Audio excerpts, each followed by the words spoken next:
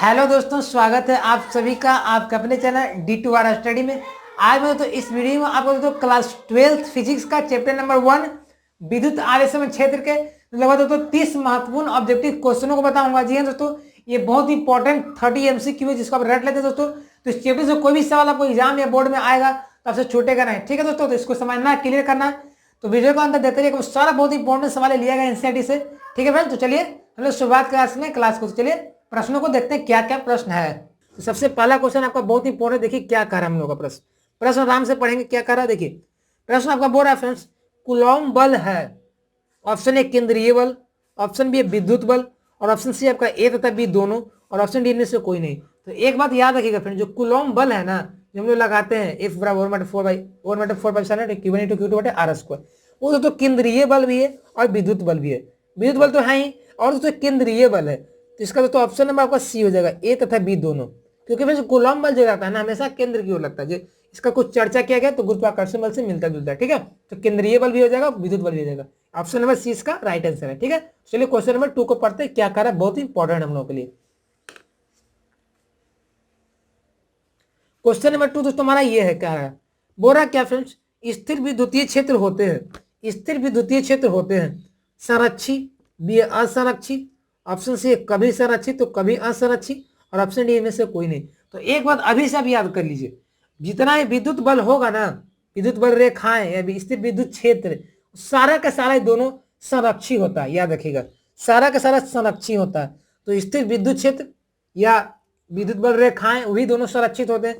तो इसका option number आपका ये हो जाएगा संरक्षित। ठीक है, कंजर्वेटिव हो जाएगा। तो फ्रेंड चलिए क्वेश्चन नंबर 3 को पढ़ते हैं क्या करा है, ये बहुत इंपॉर्टेंट है।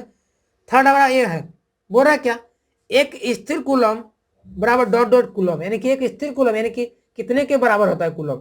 एक स्टैट कूलम बोल सकते हैं इसको हम अंग्रेजी में। आपका ऑप्शन है 3 × 10⁻⁹, बी है 3 × 10⁻⁹, सी है 1/3 × 10⁹, डी है 1/3 × 10⁻⁹। ठीक है, तो ये आपका आंसर है।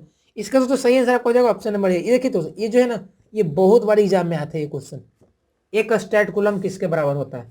तो अभी से याद कर लीजिए, 3 × 10⁻⁹ कूलम के बराबर एक स्टैट कूलम 3 × 10⁻⁹ कूलम के बराबर होता है। ठीक है, चलिए क्वेश्चन नंबर 4 को पढ़ते हैं। क्वेश्चन नंबर 4 दोस्तों हमारा कुछ इस प्रकार का क्या बोल रहा है, मुक्त आकाश की परावैद्युता होती है। मुक्त आकाश की परावैद्युता होती है। मुक्त आकाश यानी निर्वात ही बोल सकते हैं। परावैद्युता का इप्सिलॉन नॉट होता है, मान बोल रहा है। ऑप्शन ए 9 × 10⁻⁹ मीटर पर फैराड, ऑप्शन बी है 1.6 × 10⁻⁻19 कूलम, ऑप्शन सी है 8.85 × 10⁻⁻12 फैराडे पर मीटर, ऑप्शन डी इनमें से कोई नहीं। तो फ्रेंड्स इसका सही आंसर हो जाएगा आपका ऑप्शन नंबर सी। याद रखिएगा, क्योंकि फ्रेंड्स पहला तो गलत हम लोग को इसलिए हो गया क्योंकि ये इतना हो नहीं सकता, क्योंकि ये फ्रेंड्स इसका मान नहीं होता।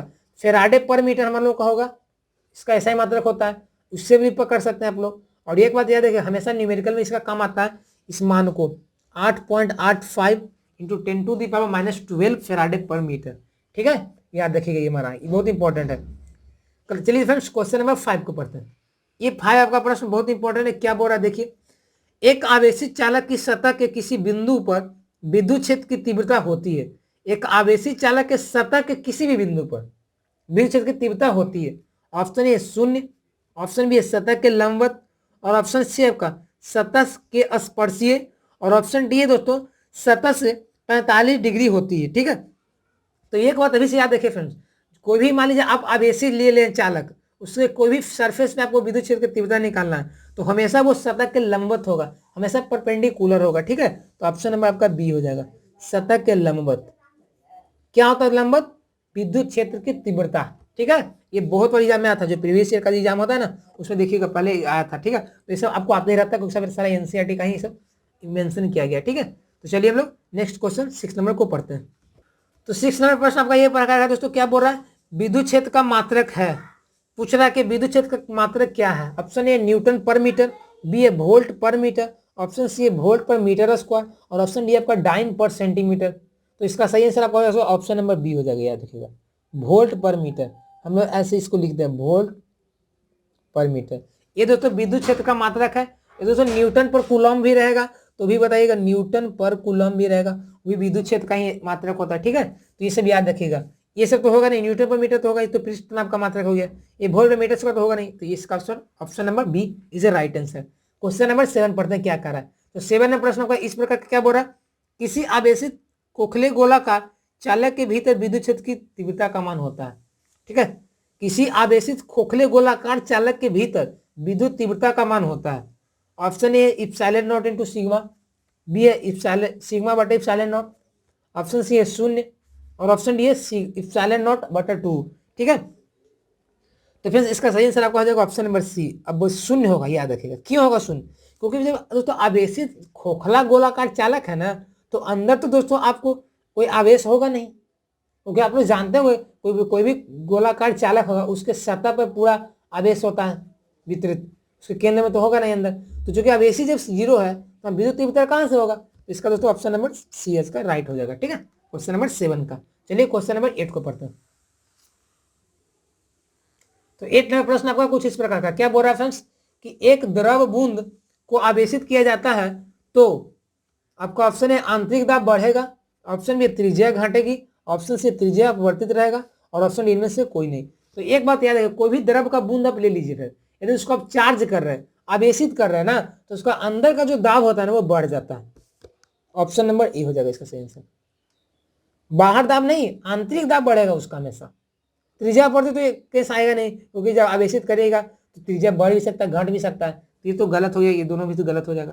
तो आंतरिक दाब उसका बढ़ जाता है, ये भी बहुत बार आप देखिएगा इस एग्जाम में आता है सवाल ऐसे। ठीक है, तो ये सब गलती नहीं करना आपको, इसलिए मैं बता दे रहा हूँ पहले भी, ताकि इसको बच्चे भयभाती परिचय रहे। चलिए क्वेश्चन नंबर 9 को पढ़ते हैं क्या करा।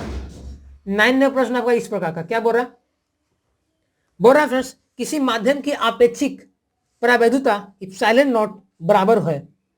किसी माध्यम का आपेक्षिक परावैधुता को इप्सिलॉन नॉट से सूचित करते हैं। इप्सिलॉन आर है रिस्पेक्टिव। आपका ऑप्शन है इप्सिलॉन बटा इप्सिलॉन नॉट, ऑप्शन बी है इप्सिलॉन इनटू इप्सिलॉन नॉट और ऑप्शन सी आपका इप्सिलॉन प्लस इप्सिलॉन नॉट और option D epsilon minus epsilon not. तो फ्रेंड्स इसका सही आंसर आपका हो जाएगा फ्रेंड्स आपका ऑप्शन नंबर ए हो जाएगा, इप्सिलॉन बटा इप्सिलॉन नॉट। अब बोलिए क्यों, क्योंकि तो हम किसी भी माध्यम का मान लीजिए आपको अपेक्षिक माध्यम लेना है, उसका निकालना परावैधुतांक, तो दोस्तों ये इप्सिलॉन नॉट है ना, वो हम लोग निर्वात या उसके अपेक्षिक निकालते हैं, और ये किसी को दिया हुआ रहता है किसी माध्यम का। ये तो दोस्तों गुना वाला गलत हो जाएगा, प्लस वाला तो सरासर गलत है, प्लस हमारे तो होगा नहीं, क्योंकि जब भी अपेक्षिक निकलता है ना तो किसी का रेशियो निकलता है, याद रखिएगा हमेशा। अपेक्षिक जब भी निकलता है रेशियो निकलता है, तो तीनों गलत हो जाएगा। ये देखिए बहुत मोस्ट वांटेड है, जब हम लोग जानते रहते थे तो उसमें आया था फ्रेंड्स ये वाला। ठीक है, तो इससे आपको गलती नहीं करना, समझना क्या कर रहा है क्वेश्चन। चलिए फ्रेंड्स क्वेश्चन नंबर 10 को पढ़ते हैं क्या कर आपके लिए बहुत इंपॉर्टेंट प्रश्न है। क्वेश्चन नंबर 10 दोस्तों हमारा इस प्रकार का प्रश्न क्या बोल रहा है, इप्सिलॉन नॉट का मात्रक क्या होता है। इप्सिलॉन नॉट का मात्रक क्या होता है। आपका option Newton per metre, option B Faraday पर मीटर, ऑप्शन सी कूलॉम पर वोल्ट, ऑप्शन डी इनमें से कोई नहीं। तो फ्रेंड्स इसका सही आंसर हो जाएगा ऑप्शन नंबर बी फेराडे पर मीटर, याद रखिएगा।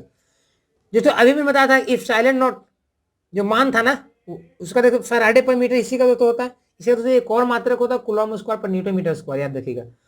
ये कूलॉम पर वोल्ट होगा, ये तो ये आपका किसका, ये धारिता का मात्रक होता है, याद रखिएगा। तो ये आपका फेराडे पर मीटर हो जाएगा, किसका, इप्सिलॉन नॉट का मात्रक हो जाएगा। ठीक है, परावैधुतांक का मात्रक हो जाएगा ये फेराडे पर मीटर।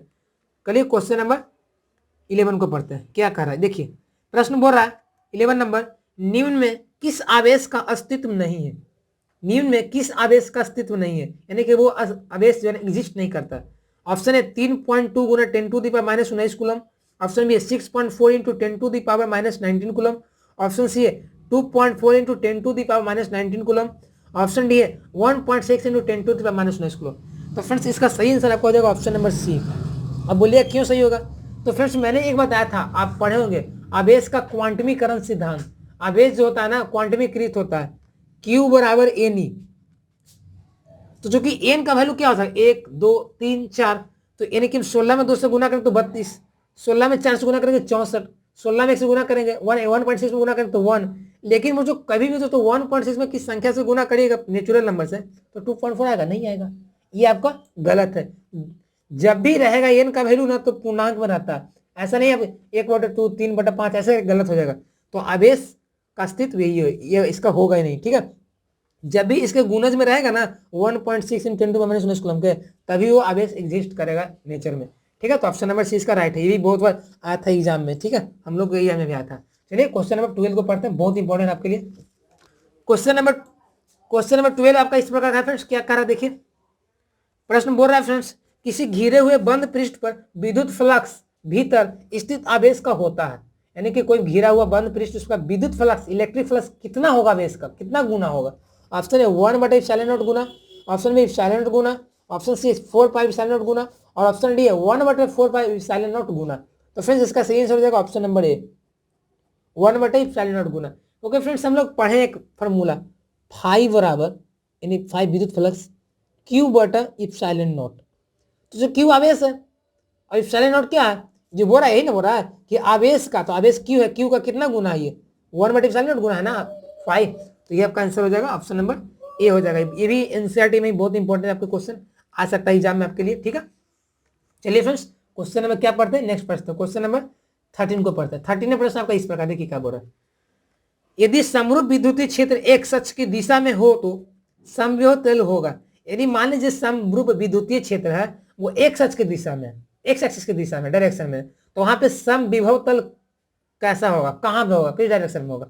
आपका ऑप्शन है एक्स वाई तल में, ऑप्शन बी है वाई जेड तल में, और ऑप्शन सी आपका एक्स जेड तल में, और ऑप्शन डी है कहीं भी हो सकता है। तो एक बात याद रखिएगा, बहुत ही मोस्ट नोटेबल पॉइंट है, जब भी फ्रेंड्स विद्युतीय क्षेत्र एक्स एक्सिस के डायरेक्शन में रहेगा ना, तो वहां पे फ्रेंड्स समविभव जो तल बनता है ना, वो वाई जेड तल में बनता है।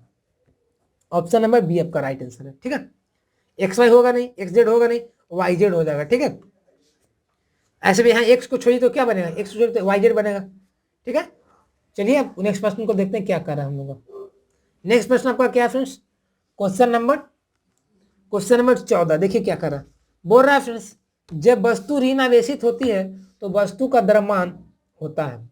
यानी कि जब वस्तु को हम लोग ऋण आवेशित करते हैं, निगेटिव चार्ज कर देते हैं, तो द्रव्यमान उसका क्या होगा वस्तु का। ऑप्शन ए घटेगा, ऑप्शन बी बढ़ता है, ऑप्शन सी अपवर्तित रहता है, और ऑप्शन डी में से कोई नहीं।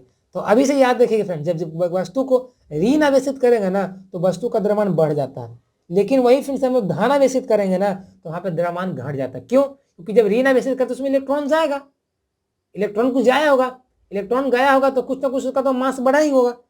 ठीक है ना, जो कि जब धन आवेशन से कुछ इलेक्ट्रॉन निकला होगा तो वहाँ पे घट जाता है, तो द्रव्यमान बढ़ता है जब ऋण आवेशित करते हैं। ठीक है, ये बहुत इंपॉर्टेंट है, हर बार एग्जाम में आता है। सेंटर पे एग्जाम दीजिए या आपका बोर्ड एग्जाम दीजिए, प्रैक्टिकल दीजिए, कुछ भी दीजिए ना, उसमें आता ही है इससे सवाल। ठीक है, चलिए क्वेश्चन नंबर 15 को पढ़ते हैं। ये है प्रश्न आपका, ये क्या कर रहा है, निम्न में कौन आवेश का मात्रक नहीं है। आपको बताना है कि कौन आवेश का मात्रक नहीं है नहीं है। ऑप्शन है फैराड, बी कूलॉम, सी स्थिर कूलॉम या स्टैट कूलॉम, और ऑप्शन डी में से कोई नहीं। तो इसका सही आंसर हो जाएगा ऑप्शन नंबर ए फैराड। फैराड नहीं है, बोले क्यों, फैराड दोस्तों ये दोस्तों धारिता का ऐसा ही मात्रक है। यही दोस्तों फैराडे रहता ना, फैराडे यहाँ डे लगा देता ना, तो दोस्तों आवेश का मात्रक हो जाता। हम लोग जानते हैं कि आवेश का सबसे बड़ा मात्रक फैराडे होता है, लेकिन फैराडे नहीं है, फैराड है, तो ये आपका नहीं हो जाएगा। ठीक है, ऑप्शन नंबर ए हो जाता है। ऐसा सवाल आपको कंफ्यूज करने के एग्जाम में आ जाता है, इंपॉर्टेंट है। ठीक है, चलिए नेक्स्ट प्रश्न को पढ़ते हैं। चलिए नेक्स्ट प्रश्न तो आपका ये है क्वेश्चन नंबर 16। क्या बोल रहा देखिए, यदि दो आवेशों के बीच की दूरी दुगनी कर दी जाए तो उनके बीच लगने वाला बल हो जाएगा। ऑप्शन ए 1/2 गुना, ऑप्शन बी 2 गुना, ऑप्शन सी 1/4 गुना, ऑप्शन डी 4 गुना। तो फ्रेंड्स आवेश के बीच दूरी को दुगुना कर रहा है, तो हम लोग जानते होंगे फ्रेंड्स एफ व्युत्क्रमानुपाती 1/r², पढ़े ना, एफ 1/4πε0 × Q1 × Q2/r²। तो 1/r² है ना, क्योंकि इसको दुगुना कर रहा है, तो 2 का स्क्वायर कितना हो जाएगा 4, यानी कि 1/4 हो जाएगा, 1/4 गुना। तो ऑप्शन नंबर आपका सी हो जाएगा राइट आंसर। ठीक है, समझ में आया ना। चलिए फ्रेंड्स क्वेश्चन नंबर 17 को पढ़ते हैं क्या कर रहा। तो फ्रेंड्स क्वेश्चन नंबर 17 कुछ इस प्रकार का है, देखिए क्या कर रहा है। बोल रहा है क्या, दो बिंदु आवेशों के बीच लगने वाला बल दिया जाता है, दो बिंदु आवेशों के बीच लगने वाला बल दिया जाता है। ऑप्शन ए फैराडे के नियम से, बी ए कूलॉम के नियम से, ऑप्शन सी लाप्लास के नियम से, और ऑप्शन डी गाउस के नियम से। तो इसका सही आंसर हो जाएगा ऑप्शन नंबर आपका बी कूलॉम के नियम से। हम लोग जानते होंगे कि जब दो बिंदु आवेश निर्वात में रहता है, उसके बीच कोई डिस्टेंस रहता है, तो उस वहाँ पे जो विद्युत बल लगता है कूलॉम के नियम ही ने बताता है, F 1/4πε0 × Q1 × Q2/r²। तो ये कूलॉम के नियम ही बताता है। फेराडे का नियम तो होगा नहीं, लाप्लास होगा ना, गॉस का नियम तो होगा नहीं, तो अलग हो गया सीधा। तो कूलॉम का नियम ही बताता है दोस्तों कि दो बिंदुओं के बीच आवेश कितना बल लग रहा है, कितना विद्युत बल लग रहा है। ठीक है, चलिए क्वेश्चन नंबर 18 को पढ़ते हैं। ठीक है, कोई दिक्कत नहीं ना। चलिए 18 नंबर प्रश्न ये है, क्या बोल रहा है, किसी कुचालक पदार्थ का परावैद्युतांक नहीं हो सकता है। किसी कुचालक इंसुलेटर का परावैद्युतांक नहीं हो सकता है। आपका ऑप्शन है 1.5, ऑप्शन बी है 3, और ऑप्शन सी है 4.5, और ऑप्शन डी आपका ऑप्शन है अनंत। ठीक है, तो इसका सही आंसर हो तो ऑप्शन नंबर डी अनंत। कभी भी फ्रेंड्स कुचालक पदार्थ का परावैद्युतांक अनंत नहीं हो सकता है, कभी भी नहीं हो सकता। ठीक है, ये याद रखिएगा, ये सब सवाल आपको एग्जाम में आएगा। ठीक है, याद रखिएगा, कुचालक पदार्थ का परावैद्युतांक अनंत नहीं हो सकता। चलिए क्वेश्चन नंबर 19 पढ़ा जाए। क्या करा, इनमें से कौन विद्युतीकरण का परीक्षण करता है। इनमें से कौन विद्युतीकरण का परीक्षण करता है। आकर्षण, बी प्रेरण, ऑप्शन सी विकर्षण, ऑप्शन डी संचालक। इसमें बहुत सारे बच्चे कंफ्यूज रहते हैं। इसका सही आंसर हो जाएगा आपका ऑप्शन नंबर सी विकर्षण। जो भी विद्युतीकरण का परीक्षण करेगा वो हमेशा विकर्षण से ही पता चलता है कि क्या है। ठीक है, किसका कैरेक्टरिस्टिक क्या है, वेश का किसका है, विकर्षण से ही पता चलता है। तो 19 नंबर क्वेश्चन का आपका ऑप्शन नंबर क्या जाएगा, आपका सी राइट हो जाएगा। ठीक है, चलिए 20वां नंबर पढ़ते हैं। 20वां प्रश्न आपका इस प्रकार का, क्या बोल रहा है, किस वैज्ञानिक ने आवेश का क्वांटमीकरण प्रायोगिक रूप से निर्धारित किए थे या निर्देशित किए थे। क्वांटमीकरण का सिद्धांत यानी किस वैज्ञानिक ने दिए थे, ये मतलब हुआ। Option A Maxwell, B a Max Planck, option C Thomson, और ऑप्शन डी मिलिकन। तो इसका ऑप्शन नंबर दोस्तों ऑप्शन नंबर डी हो जाएगा right answer, Millikan. Robert Millikan ही थे दोस्तों, उन्होंने ही आवेश का क्वांटमीकरण का सिद्धांत दिया था, याद रखिएगा। ठीक है, मिलिकन, इनका पूरा नाम आर्यू मिलिकन था। ठीक है, चलिए क्वेश्चन नंबर 21 देखते हैं, बहुत इंपॉर्टेंट है। 21 क्वेश्चन क्या कर रहा है फ्रेंड्स, मुक्त आकाश की विद्युतशीलता होती है। मुक्त आकाश से निर्वात की विद्युतशीलता होती है। ऑप्शन ए 1, ऑप्शन बी है 0, और ऑप्शन सी है 1 से ज्यादा, और ऑप्शन डी है फ्रेंड्स 1 से कम। 1 से कम परंतु 1 0 नहीं, यही ना करा, 1 से कम परंतु 0 नहीं। तो याद रखेगा फ्रेंड्स, मुक्त आकाश से निर्वात बोलेगा ना, तो उसका जो विद्युतशीलता होगा ना वो आपका 1 से ज्यादा हो जाएगा। Option number C right answer हो जाएगा। ठीक है, इसे एग्जाम में आता आपको देखने को मिलेगा। चलिए नेक्स्ट प्रश्न को पढ़ते हैं, क्या करा। क्वेश्चन नंबर 22 ये है हमारा फ्रेंड्स, क्या बोल रहा है, मुक्त आकाश की विद्युतशीलता का ऐसा ही मात्रक होता है। मुक्त आकाश की विद्युतशीलता का ऐसा ही मात्रक होता है। Option A coulomb square newton per metre square, B a coulomb square per newton metre square, option C a coulomb per newton per metre, per newton square per metre, option D a coulomb square per newton metre square. दोनों बटा में है, Newton भी बटा में, metre बटा में, तो आपका ऑप्शन नंबर डी हो जाएगा, याद रखिएगा। इसी को तो क्या कहते हैं, फेराडे पर मीटर भी कहते हैं ना। तो Coulomb square per newton metre square यही आपका है विद्युतशीलता का ऐसा ही मात्रा है। ठीक है फ्रेंड्स, कोई दिक्कत नहीं ना। चलिए क्वेश्चन नंबर 23 को पढ़ते हैं, क्या करा, हमने बहुत इंपॉर्टेंट सवाल आता है। ठीक है, तो फ्रेंड्स क्वेश्चन नंबर 23 को पढ़ा जाए, क्या करा देखिए। बोला क्या, दो इलेक्ट्रॉनों के बीच विद्युत बल तथा गुरुत्वाकर्षण बल का अनुपात क्या होगा। आपको फ्रेंड्स दो क्या बोल रहा है यहाँ पे, दो फ्रेंड्स आपका इलेक्ट्रॉन बोल रहा है, दो इलेक्ट्रॉनों के बीच गुरुत्वाकर्षण बल का अनुपात निकालना। अब विद्युत बल का अनुपात, दो इलेक्ट्रॉन है उसके बीच विद्युत बल का कितना रेशियो है, आपका गुरुत्वाकर्षण बल का कितना लग रहा है उसका रेशियो निकालना। ठीक है, तो फ्रेंड्स ये याद रखिएगा, हमेशा यहाँ में आता है ऐसा सवाल है। इसको आप कैलकुलेशन करें तो बहुत बड़ा जाएगा, इसको याद भी कर सकते हैं। आपका ऑप्शन नंबर इसका ये हो जाएगा आंसर 10 के 42। जब इलेक्ट्रॉनों के बीच लगने वाला विद्युत बल का निकालिएगा मान, गुरुत्वाकर्षण बल को निकालिएगा ना, उसका रेशियो करिएगा फ्रेंड्स, अनुपात करिएगा, तो 10 के 42 आ जाएगा। ठीक है, तो ऑप्शन नंबर ये होगा सही 23वां नंबर का। ठीक है, चलिए क्वेश्चन नंबर 24 पढ़ते हैं, ये भी इस तरह का ही है। क्या बोल रहा है, दो प्रोटॉनों के बीच विद्युत बल तथा गुरुत्वाकर्षण बल का अनुपात क्या होता है। ठीक है, प्रोटॉन के बीच, दो प्रोटॉन के बीच विद्युत बल और गुरुत्वाकर्षण बल का अनुपात बताना है। आपका ऑप्शन है 10/42, बी 10/39, सी 10/38, ऑप्शन डी 10/0। ठीक है फ्रेंड्स, तो यहाँ में हमारा इसका आंसर आपका हो जाएगा सी नंबर 10/38 हो जाएगा। ये रहेगा 10/42 होगा फ्रेंड्स, इलेक्ट्रॉन रहेगा तो 10/42 और प्रोटॉन रहेगा तो 10/38 हो जाएगा। ठीक है, कोई दिक्कत नहीं ना। चलिए नेक्स्ट प्रश्न को देखते हैं, क्या करा। नेक्स्ट प्रश्न आपका है 25। क्या बोल रहा है दोस्तों, एक कूलॉम आवेश में इलेक्ट्रॉनों की संख्या कितनी होती है, बहुत हम लोगों का पूछा गया था। ठीक है, एक कूलॉम आवेश में इलेक्ट्रॉनों की संख्या कितनी होती है, यानी कि एक कूलॉम आवेश में कितना इलेक्ट्रॉन होगा। ऑप्शन है 1.6 इंटू 10⁻⁻19, बी है 6.25 इंटू 10⁻18, बी है 6.25 इंटू 10⁻20 और ऑप्शन डी है 6.25 इंटू 10⁻18। तो इसका सही आंसर हो जाएगा दोस्तों आपका ऑप्शन नंबर क्या हो जाएगा इसका, ऑप्शन में आपका इसका बी हो जाएगा 6.25 10⁻18। कहाँ कैसे निकलता है पता है, जब क्यू बराबर फ्रेंड्स ए नहीं रखिएगा ना, क्यू का मान 1 कूलम और ई का मान 1.6, तो एन का मान जो आएगा ना भागा देखे वही आपका हो जाएगा 6.25 इंटू 10⁻18 आ जाएगा। ठीक है, 1 कूलम आवेश में इलेक्ट्रॉनों की संख्या। चलिए फ्रेंड्स क्वेश्चन नंबर 26 को पढ़ते हैं क्या करा। 26 नंबर प्रश्न ये है, बोल रहा क्या विद्युत द्विध्रुव आघूर्ण का एसआई मात्रक क्या होता है। ये बहुत इंपॉर्टेंट है, बहुत विद्युत द्विध्रुव आघूर्ण का एसआई मात्रक क्या होता है। आपका ऑप्शन है कूलम मीटर, बी है कूलम मीटर स्क्वायर, सी है जूल पर मीटर, डी में से कोई नहीं। तो इसका भी से याद करते चलिए आप लोग, ऑप्शन नंबर ए इसका राइट आंसर हो जाएगा कूलम मीटर। सेंटीमीटर मत समझिएगा, कूलम मीटर समझिएगा। इसी को तो डेवाई भी कहा जाता है कभी कभी। तो विद्युत द्विध्रुव आघूर्ण का एसआई मात्रक कूलम मीटर होता है या डेवाई होता है। चलिए फ्रेंड्स क्वेश्चन नंबर क्या करते हैं 27 को पढ़ते हैं क्या करा। देखिए 27 क्या है, बोल रहा है क्या कि विद्युत द्विध्रुव आघूर्ण का व्यवहारिक मात्रक क्या होता है, व्यवहारिक इकाई कमर्शियल यूनिट क्या है। आपका ऑप्शन है कूलम मीटर, बी है जूल पर कूलम, ऑप्शन सी है न्यूटन पर कूलम और ऑप्शन डी है डेवाई। तो याद रखिएगा फ्रेंड डेवाई होता है। जितना भी हम लोग विद्युत द्विध्रुव आघूर्ण में यूज करते हैं ना कमर्शियल रूप से किसी काम में किसी में, तो डेवाई का ही करते हैं प्रयोग, क्योंकि डेवाई ही हम लोग का व्यवहारिक मात्रक है। ठीक है, कोई दिक्कत नहीं ना फ्रेंड्स। ये बहुत ये हम लोग एग्जाम तो ये आता है हर बार सवाल आता है इसका, विद्युत द्विध्रुव आघूर्ण से मात्रक से आया या तो बीमा से आया। ठीक है, आता रहता है, इसको याद रखिएगा। चलिए क्वेश्चन नंबर 28 को पढ़ते हैं। 28 नंबर प्रश्न आपका ये है दोस्तों, परम बुरा क्या विद्युत द्विध्रुव आघूर्ण है, विद्युत द्विध्रुव आघूर्ण है एक सदिश राशि, बी अदिश राशि, सी एक अनुपात, डी कोई नहीं। तो ये सदिश राशि हो जाएगा। विद्युत द्विध्रुव आघूर्ण दोस्तों सदिश राशि होता है, याद रखिएगा। ठीक है, ये वेक्टर क्वांटिटी होता है दोस्तों। विद्युत द्विध्रुव आघूर्ण से दोस्तों हमेशा सवाल आता है एग्जाम में इलेक्ट्रिक डाइपोल से मोमेंटम से, इसलिए मैं इससे कुछ एग्जाम्पल कुछ क्वेश्चन लिया हूं ताकि आप समझे इसको। ठीक है, चलिए क्वेश्चन नंबर 29 को पढ़ते हैं।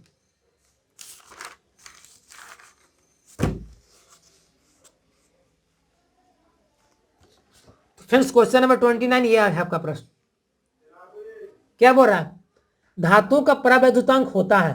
Option A 0, B 1, option C 1 से अधिक, ऑप्शन डी अनंत। तो अभी से याद करते चलिए धातु की तो कोई भी धातु सोना चांदी तांबा सीसा एल्युमिनियम प्लेटिनियम सबका दोस्तों अनंत होता है परावैद्युतांक। धातुओं का परावैद्युतांक दोस्तों अनंत होता है। ठीक है, ये बहुत इंपॉर्टेंट है, बहुत आता है एग्जाम में 12th में। ठीक है फ्रेंड, और फ्रेंड्स जो अभी से चैप्टर बाय चैप्टर दोस्तों आप ऑब्जेक्टिव क्लियर करते चलिएगा ना तो आपको बहुत अच्छा लगेगा, क्योंकि जब आगे आएगा जब नजदीक आएगा एग्जाम तो आप ऑब्जेक्टिव पकड़ नहीं बना सकते। इसलिए अभी भी चैप्टर बाय चैप्टर करते चलिए। चैनल को मैंने सब्सक्राइब कर दीजिएगा, मैं ऐसे लाता रहता हूँ चैप्टर चैप्टर ऑब्जेक्टिव। ठीक है, तो इससे तो कर सकते हैं। अपने फ्रेंड्स से भी बताइएगा फ्रेंड ताकि वो भी सीखेंगे। ठीक है, चलिए question number 13 over the last question इस वीडियो का देखिए क्या कर रहा है। बोल रहा क्या 13 नंबर बहुत इंपॉर्टेंट है, किस विधि द्वारा विद्युत आवेश उत्पन्न किया जाता है, कौन से प्रोसेस द्वारा हम लोग इलेक्ट्रिक चार्ज को उत्पन्न कर सकते हैं। ऑप्शन ए घर्षण द्वारा, बी ए प्रेरण द्वारा, ऑप्शन सी ए तथा बी दोनों और ऑप्शन डी में से कोई नहीं। इसका सही आंसर ऑप्शन नंबर सी। आप तो घर्षण करिएगा ना तो भी आवेश उत्पन्न हो सकता है, प्रेरण के द्वारा भी कर सकते हैं। ठीक है, इंड्यूस इसको बोलते हैं, इसको हम लोग फ्रिक्टिंग बोलते हैं। तो दोनों मेथड से आप लोग आवेश को उत्पन्न कर सकते हैं। ठीक है फ्रेंड्स, तो फ्रेंड्स इस वीडियो में दोस्तों चैप्टर नंबर 1 क्लास 12 फिजिक्स का जो आवेश विद्युत क्षेत्र था उसका दोस्तों जितना ऑब्जेक्टिव क्वेश्चन था इंपॉर्टेंट था एनसीईआरटी के अकॉर्डिंग मैंने सारे वीडियो में बता दिया फ्रेंड्स। इसको रट लेते हैं, याद कर लेते हैं तो फ्रेंड्स एग्जाम में जाइएगा आपको कोई भी सवाल इस चैप्टर से आ जाएगा तो छूटेगा नहीं, ये मेरा विश्वास है, क्योंकि इतना ही इंपॉर्टेंट है जो आपको सारा बताया गया। ठीक है फ्रेंड्स, और दोस्तों इसमें देख रहे हैं कि सारा इंपॉर्टेंट था, सब बताओ डिटेल भी कुछ समझा भी दिया हूँ, तो याद कर सकते फ्रेंड्स। तो आज तक बस इतना ही दोस्तों। वीडियो हमारा कैसा लगा, अच्छा लगा तो प्लीज वीडियो को लाइक कर दीजिएगा।